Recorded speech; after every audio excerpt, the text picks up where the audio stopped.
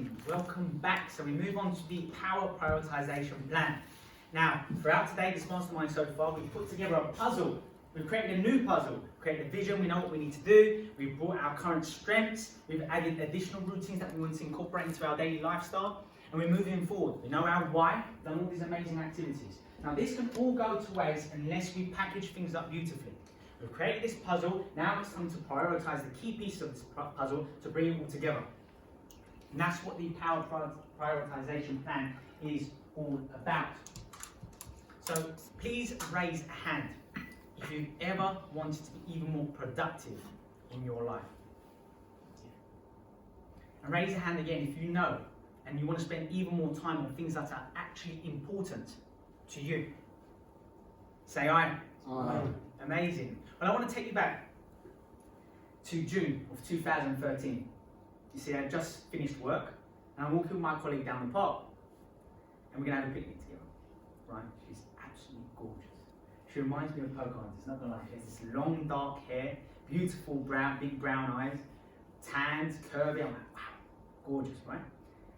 And we have the most amazing connection. We have such great chemistry.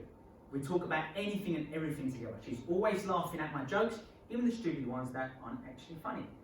And she makes insane eye contact with me. Like, this is an amazing connection. So I finally muster up the courage to ask her out. So we had a picnic together. I said, Nila, what are you doing later today? Let's go out for drinks. Sure, Alex.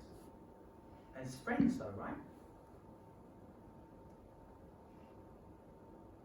Yeah, sure.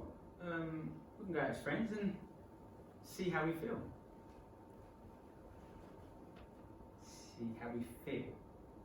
You do know nothing could ever happen between us, right, Alex? Okay, and why did you say that? I don't know, I feel like I need a man who can protect me.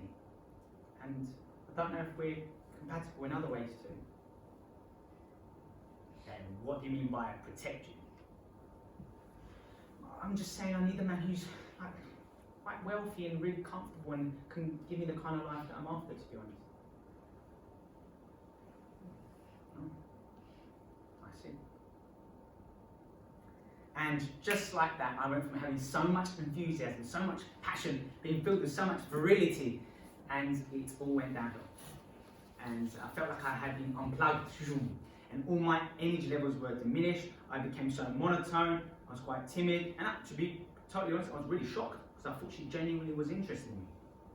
And so at that point I made a decision, forget this. From now on, I'm going to step my game up. These women want wealth, okay, I'll give them wealth. I'm going to give them fake wealth. That's what I'm going to do. I know what I'm going to do. I've been saving up for a long time. I'm going to put all my money together and I'm going to get this really expensive sports car. That's right, that's the move. And then all the Nilas will be coming my way and I can choose whichever Nila I want.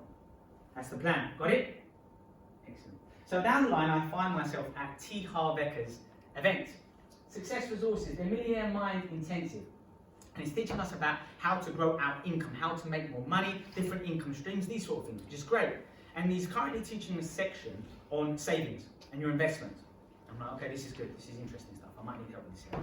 And he's telling us about these different pots, these different investment accounts that you should set up, where you put a certain amount of money, certain percentages every single month, and you deploy it to these different areas. So you've got your financial freedom account, your emergency only account, never touch that, let it build up. He said, you've got your savings account, where you put more money into certain bonds or high interest savings accounts, these sort of things, right? You've got another account for investments, for your stocks, your properties, your commodities, your business, whatever it may be. Then you've got another account, your charity account, where you give to your favourite charities and you develop that abundant mentality, that you've got enough money as it is, okay? That's really important. And he said about this other account, play account, my favourite account. They're used for trips, luxuries, buying goods, and I do like my shopping, I must say, guys. So he's telling us about all these different percentages, and I'm going, okay, only about 10% for your play account. We'll top that up to 15%, it's not bad. So I'm doing all the drawings, I'm writing out all the pots, I'm like, this is fantastic, this is great. Until he said something really, really significant. He said to me, you do not want to be someone who invests most of their money and their savings on luxury goods that do not support your financial freedom. I sank deep into my chair. Oh God. How the hell am I going to explain it to myself that I'm going to spend all my money and savings on an expensive sports car and to teach myself that that's going to support my financial freedom? And it won't, will it? So I had to make a very tough decision there that I need to put all that money into an investment. I need to think long term. Enough of all this short-term gratification, impressing women, these sort of things. So I made a commitment there to think more long term, to do the right thing, to develop my financial freedom, take hold of my life. Have you ever felt like that? Where you thought to yourself, you know what, enough of all this impulsivity, silly emotional buying and thinking about this, I need to start thinking long term, I need a plan. And that's how I felt.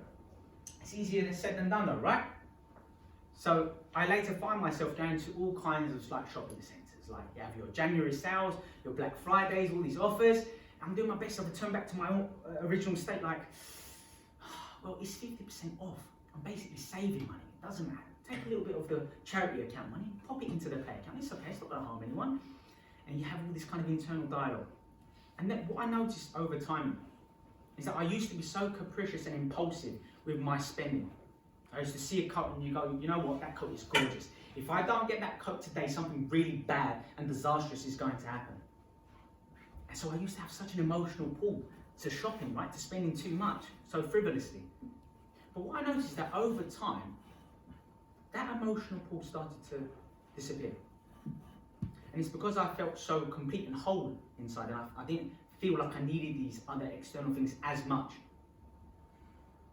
And interestingly, my perceptions of savings and putting money into these different accounts, which I used to associate with being boring.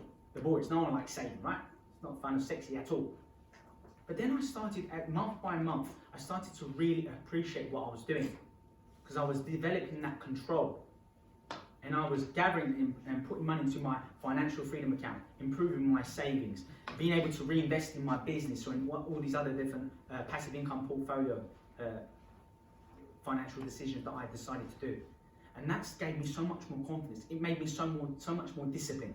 And the more disciplined you get in your life, the more you trust yourself, the more you respect yourself, and your self-esteem soars. And that's what's happened to me. I've been able to give myself such a springboard financially by thinking long term. And for you to go from where you are now, doesn't just mean financially, where you are in your life, in terms of how productive you are, in terms of how much time you're putting towards important things to you, to go to where you want to be, you're going to need that support, that next level guidance. And I can be there to hold your hand and take you through that journey. But for now, we're now look on to our next task, part of the power prioritization plan. So that leads us on to N. So this is an interesting misconception that people have as it relates to progress. A lot of people think that this is what success looks like. And that is completely and utterly wrong. A lot of people who live in a fairy tale land thinks that's how success looks like. A lot of people who think like they're like progress is easy. No one who believes this sort of philosophy actually accomplishes a great deal of success. Because when you're looking to improve something in your life, this is what will happen.